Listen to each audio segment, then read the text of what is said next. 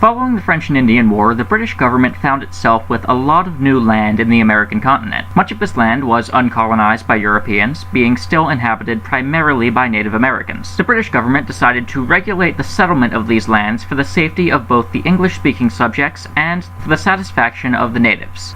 This regulation came in the form of the Proclamation of 1763. The document begins by establishing 4 new colonial governments in the new territory: Quebec, East Florida, West Florida, and Grenada. It goes on to establish clear borders for each of these colonies, and to prohibit any government from using lands outside their boundaries and any citizen from settling on land outside their governmental boundaries. Anyone who already had a home on the frontier, beyond the boundaries of the new governments, was asked to simply move. In addition, to prevent land deals with Native Americans made in bad faith, the parental British government prohibited any private citizen from making land negotiations with Indians. The British government would be the only ones with authority to do so, and even then, only for the purpose of holding land which the Indians no longer wanted.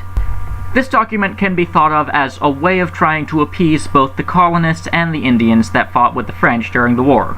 These Indians already had a good relationship with the French, having been trade partners for decades and having been paid by them to kill both British soldiers and innocent civilians during the war. The reason many of these tribes sided with the French in the first place was that the French had a track record of not expanding colonies onto their land.